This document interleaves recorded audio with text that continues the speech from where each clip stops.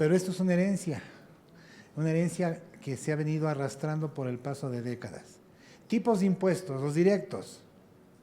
Grava la riqueza, conociendo quién es el sujeto. Los indirectos, gravan el consumo.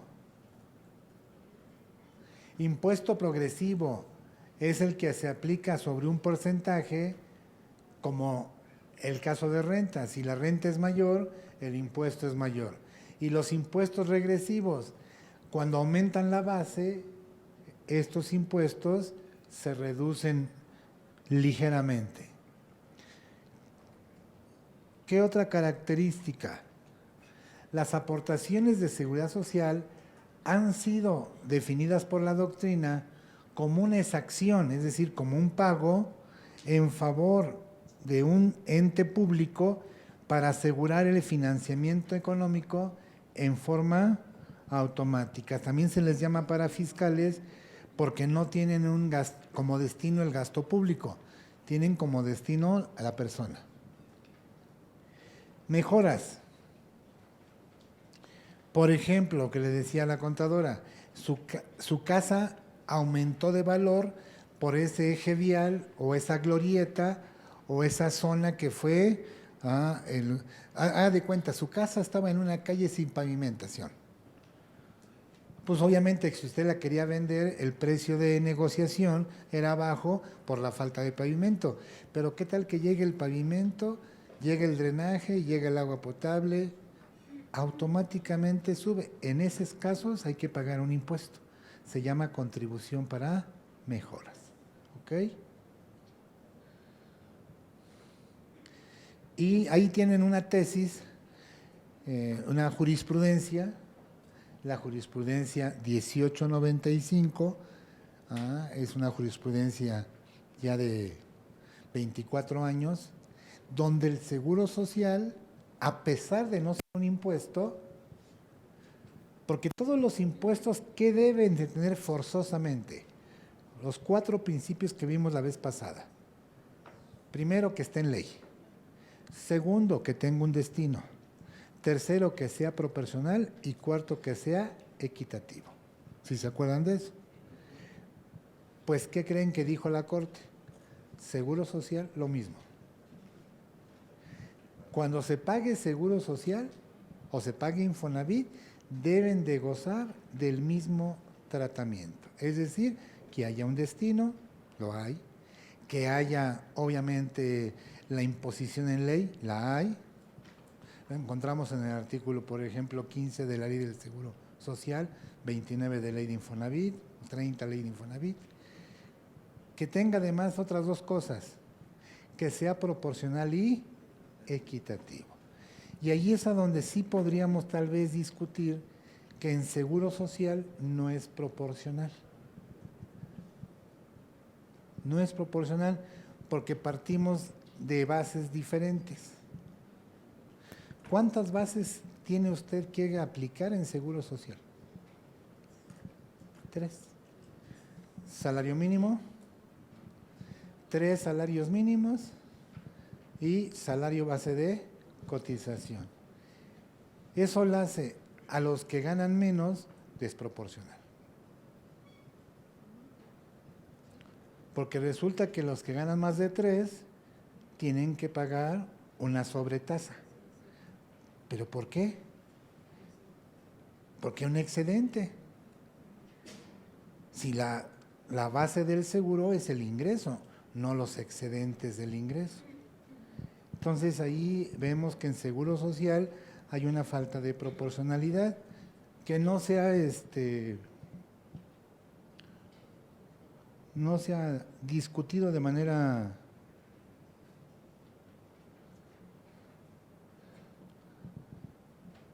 ¿cómo le escondo? Con esta.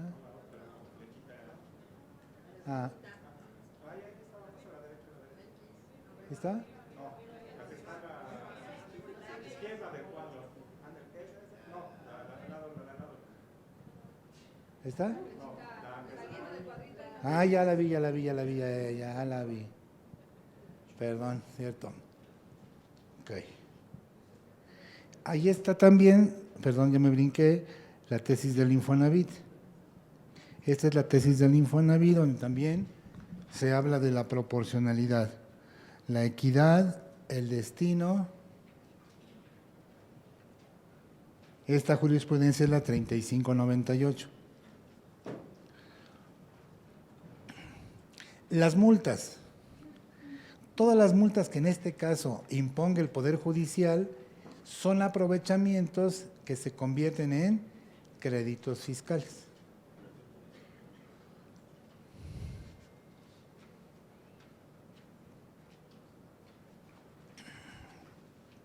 Y en el caso de delitos fiscales, el delito fiscal es independiente y autónomo, al que se sigue por infracciones de carácter fiscal.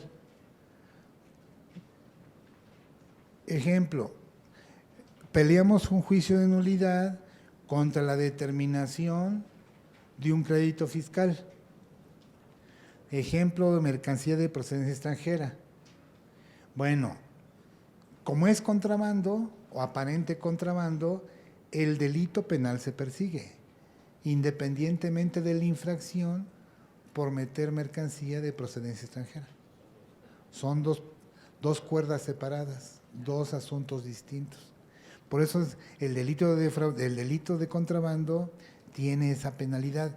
Fíjate que por la ley aduanera, no recuerdo si es el artículo 215 de la ley aduanera, a reserva de confirmárselos, establece que hay infracción por introducir mercancía de procedencia extranjera, pero el 104 de código dice que hay delito. O sea, la misma conducta tiene dos consecuencias: infracción y delito. Es el único caso, y ya la Corte dijo que es permisible, ¿eh? Sí, claro. O sea, no una te exime de la otra. Van por las dos. Y ahí te va. Suponte que ganaras el juicio.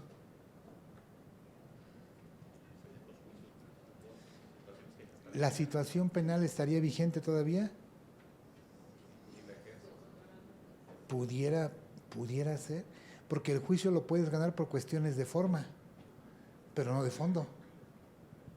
Ahora, si lo ganas por cuestiones de fondo, mata a los dos. Pero si lo matas por cuestiones de forma, sigue vigente el delito. Una cuestión de forma, una mala notificación, un mal procedimiento, esa es una cuestión de forma. Entonces, aquí, no, penal no te lo quitas, efectivamente. Ve cómo dice, es autónoma al procedimiento penal instaurado por la comisión del delito. Muchas veces dice el contribuyente, pago los impuestos y ahí muere. No, hombre, mi rey, el pagar impuestos no necesariamente te exime del delito. Lo que tendrías que hacer es pedir el perdón fiscal. Y la autoridad, lo más seguro, es que te la conceda. ¿Por qué te la va a conceder? ¿Qué le interesa al fisco? ¿Que estés en la cárcel o que le pagues el impuesto? No, que le paguen impuestos. Que le pagues. Pero... ¿Para qué se llena de contribuyentes y reclusorios? Tú sabes que los reclusorios en México son escuelas del crimen. Realmente no reinsertan a la sociedad, a los delincuentes, sino se vuelven escuelas para delincuentes. La prueba es las extorsiones, el control interno de los reclusorios, el manejo de células desde los reclusorios, y la gente que lamentablemente debe ser reinsertada a la sociedad, en ocasiones sale peor de la cárcel, salen especializados. Tan es así que es muy alto el índice de gente que reincide. Ha habido casos de que sale hasta en los medios, 5 veces la persona ha estado detenida y vuelve a reincidir. Ahí está la prueba de que los reclusorios no reinsertan, no recuperan, no hacen que el ciudadano retome el camino del bien. Entonces ese es el problema. Yo creo que por eso el gobierno dice, prefiero gente pagando que gente en la cárcel, porque de nada me sirve que yo te tenga en la cárcel. Te castigan no por el dinero, te castigan por la conducta. Pero el hecho de que te castiguen por la conducta, pues no significa que no la vuelvas a realizar. Ajá. Se supone que es una ejemplaridad. Es un castigo corporal para que no vuelvas a cometer la conducta. El problema es que te digo, lamentablemente los reclusorios, los mexicanos, en la generalidad, no producen gentes que vuelvan a la vida social, sino son escuelas del crimen. Lamentable, ¿no? Dice Andrés Manuel que no va a haber más reclusorios. Dice. Entonces, ¿cómo piensa abatir la tanta delincuencia, no? No está mal su proyecto, dice paz social. Es muy romántico. Dile a un delincuente, oye, sé pacífico, no me mates. Llévate mis cosas, pero no me mates. Y te dice, por jodido te mato, güey. Pues, no tienes que robarte, pues te mato. No, muy difícil, no creo, no está malo como proyecto, pero está muy difícil como realidad. ¿Qué pasa, mi conta? Volviendo a lo que comentaba del delito de contrabando. Contrabando. Bueno, tuve una situación, digamos, un cliente que es que importaba celulares. Ok. Lo saca de la aduana. Con pedimento y todo. En teoría con pedimento y todo. Clave de arancel y todo. Ajá. Sale de la zona del aeropuerto y lo detienen los de aduanas. Obviamente que ahí entró un pleito, volvieron a pagar los impuestos, que decían que estaba subvaluada. Estaba mal clasificada. Mal clasificado y mal clasificado. En este caso los celulares, que estaban a un precio muy por debajo. Pero esa mala clasificación la hizo su agente aduanal. Bueno. Y economía.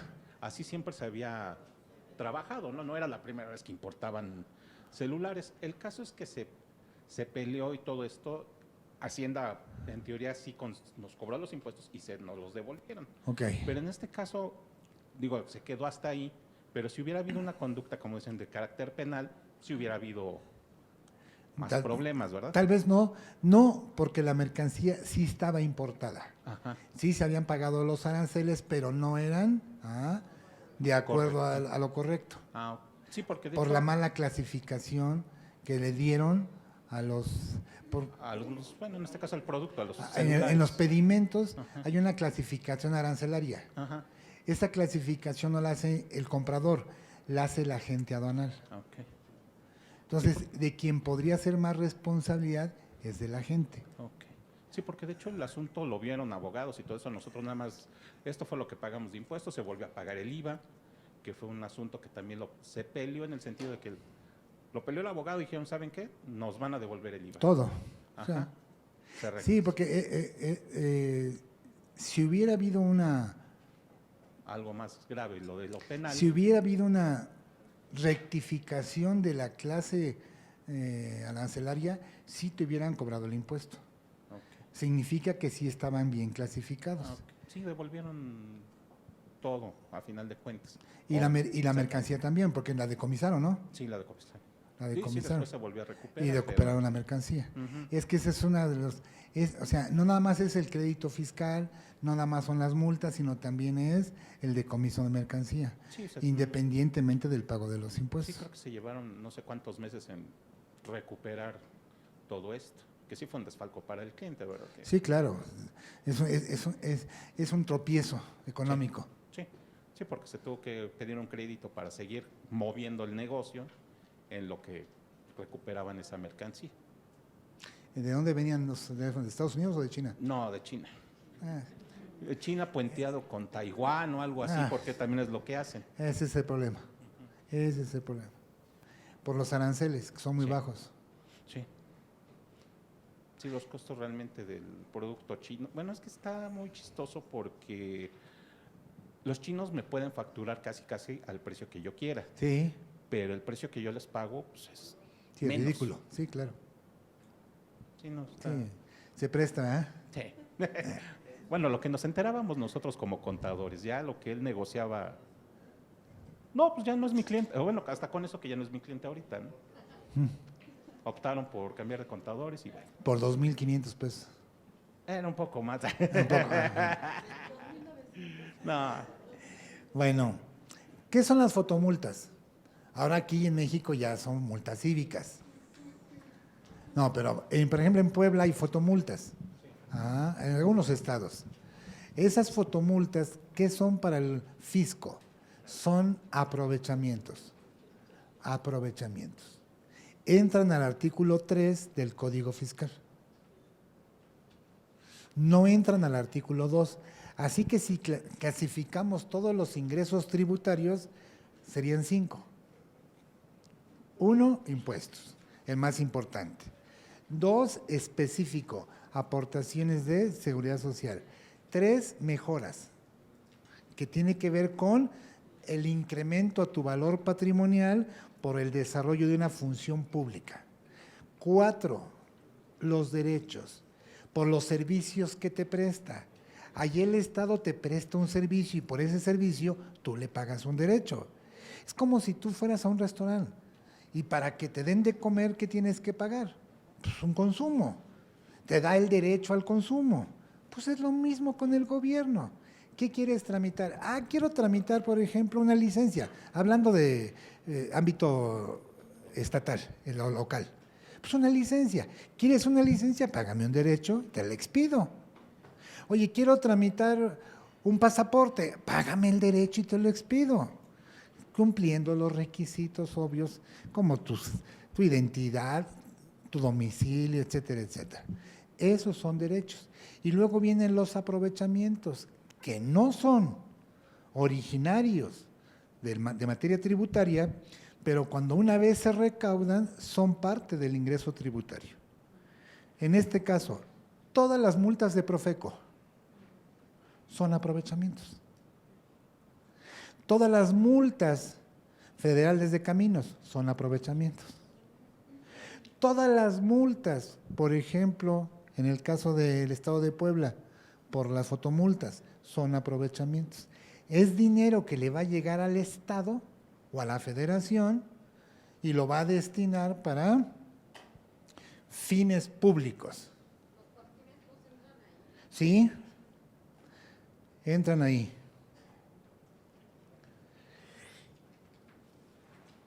Otro artículo altamente importante de la primera parte del Código Fiscal, porque lo iremos segmentando, tienen que ir analizando los artículos realmente importantes. Realmente importante fue el 2. Realmente importante es el 4. Realmente importante el 5 y nos vamos a quedar con el 6. ¿Okay?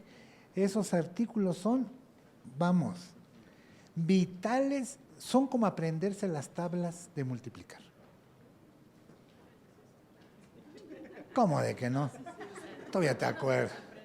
Ya no se las aprenden, pero todavía te acuerdas de ellas. Todavía nos acordamos. Los que aprendimos con las tablas viejas, pues todavía nos acordamos de las reglitas. Pero, pues, por ejemplo, una multiplicación de 1951 contra 3,723, ya nadie la va a contestar. Forzosamente teléfono. ¿Hay chavos? No, hombre, te la contesta. Sí, chavos, gente muy inteligente. Hay un jovencito mexicano, no sé si lo vieron, tiene 13 años y ya terminó la licenciatura y acaba de entrar a su maestría. 13 años. A los 6 años había terminado la primaria. Tiene 2 licenciaturas y va por su maestría. Es un genio, es un niño, 13 años. Dices, ¿qué? Nosotros tenemos 30 años. Y ni las tablas no sabemos, ¿sí? La experiencia. Bueno, ¿por qué es muy importante el 4 del Código Fiscal? Porque ahí nacen los créditos fiscales. Siempre hemos sabido que un crédito fiscal es aquel que el Estado tiene derecho a percibir, a cobrar. Para que se vuelva crédito fiscal, ¿qué necesita? que adquiera firmeza.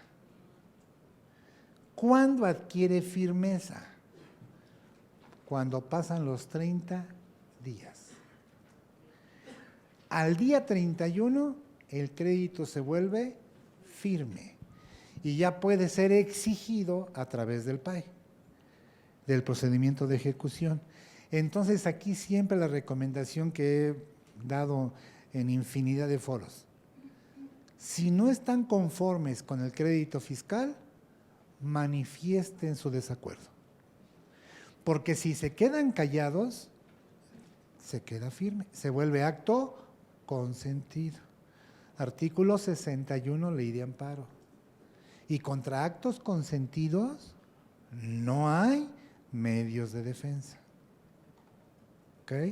Si usted no está en completo acuerdo con el monto, con el procedimiento, con el funcionario, con el mecanismo, con la motivación, con la fundamentación del crédito fiscal, pues no se quede callada.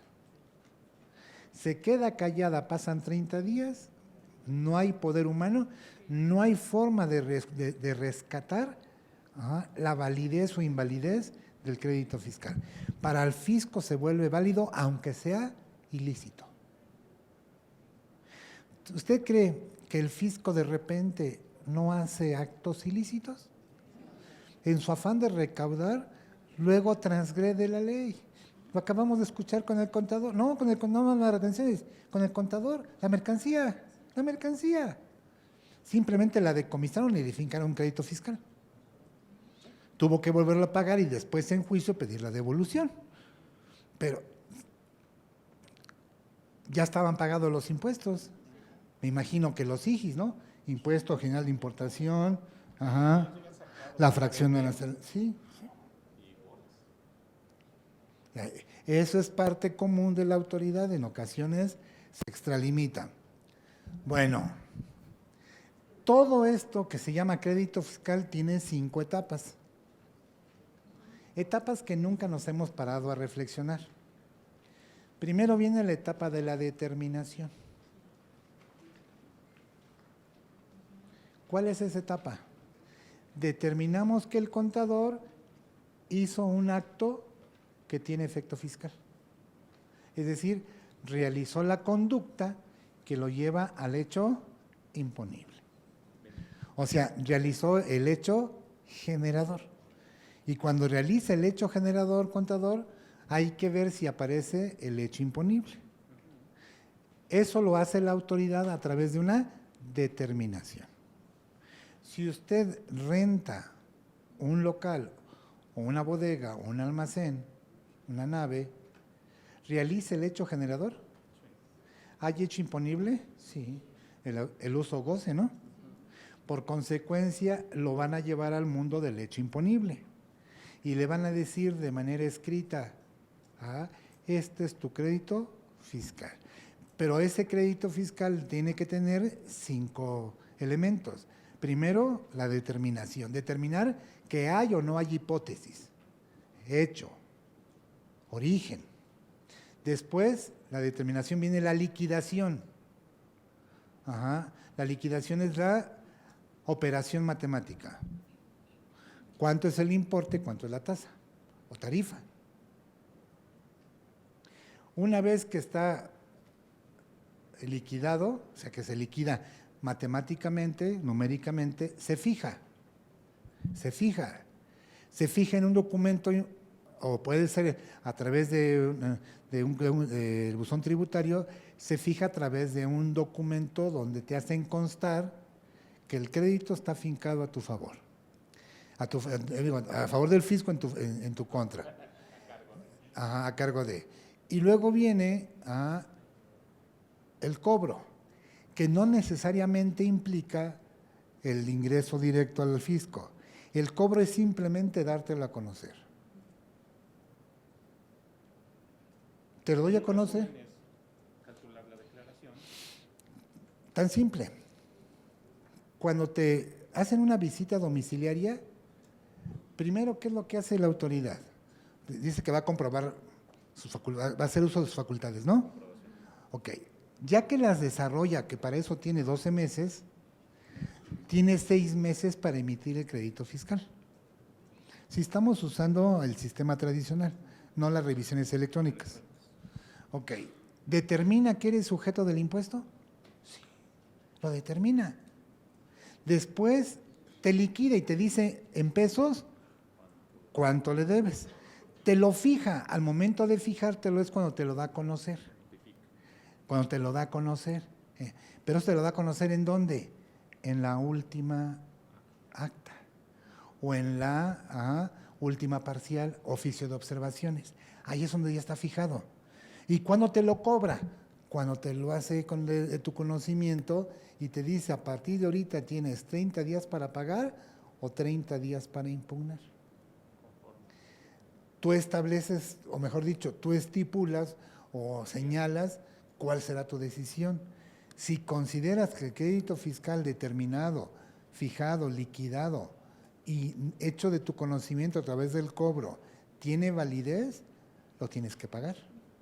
Pero si tú consideras que el crédito fiscal no reúne algún requisito, no de los 4, sino de los requisitos integrales de un acto fiscal, lo puedes impugnar. Entonces, si tú lo pagas, se llama percepción, que es cuando el crédito fiscal está satisfecho. La percepción, cuando la autoridad recibe entera satisfacción, el pago del crédito. Y si no lo percibe con el pago, ¿con qué lo percibe? Con el embargo y el remate de tus bienes. O sea, a final de cuentas, el crédito fiscal lo va a percibir. Si vamos a pensar, lo garantizas en juicio y pierdes el juicio, lo va a percibir, haciendo efectiva la garantía. Llámese una fianza, o sea, ¿sí te queda claro? Ahí es a donde se acaba el crédito fiscal. Por eso todos los créditos fiscales tienen 5 fases, todos, son 5 fases: determinación, fijación, liquidación, cobro y percepción, siempre. Lo que pasa es que nunca nos interiorizamos en ver cada fase. No, queremos que con que le llamen crédito fiscal ya cumple con todo. Y la pregunta es, contador, ¿quién lo determinó? ¿Quién lo liquidó? ¿Quién lo fijó? Eso, esas formalidades, mi conta, esas donde no nos paramos, nos vamos de frente. ¿Sabes qué es lo único que vemos? Y se los he dicho, el monto. Pero ¿quién se pone a analizar las fases de un crédito fiscal? Hay que estudiar las fases de un crédito fiscal para ver si todas cumplen con el requisito de legalidad. Determinación, fijación, liquidación, cobro y percepción. 5 fases de un crédito fiscal. Y en cada fase intervienen actores. Ahora, ¿cómo sé que los actores que intervienen en cada fase son los del reparto? Necesito conocer el programa, ¿no? Es como una obra de teatro. Usted va a un teatro, va a ver una obra, no le dan el reparto y los personajes que van a participar, o sea, los actores y los personajes que van a interpretar, se lo dan, porque es una obra y como obra usted va a valorar el trabajo actoral, el trabajo de cada actor. Bueno, es igual aquí, mi reina, pero no hacemos lo mismo. Es como pedirle al cocinero que nos sirve en un restaurante, ¿cómo viene el platillo? Es que es una carne, sí, güey. ¿De qué parte? ¿De qué parte? De la res. Viene acompañada de verduras. ¿Qué verduras? ¿Al vapor o fritas? Viene acompañado de papa.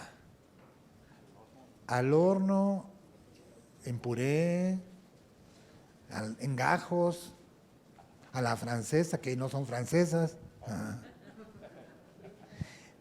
Entonces todos esos ingredientes nunca se los pedimos ¿a quién? Al que nos sirve la comida en un restaurante, porque damos por hecho que nos vamos a alimentar. Pues un crédito fiscal, haga de cuenta, es un platillo y debe tener un proceso de preparación. Esas son sus 5 fases.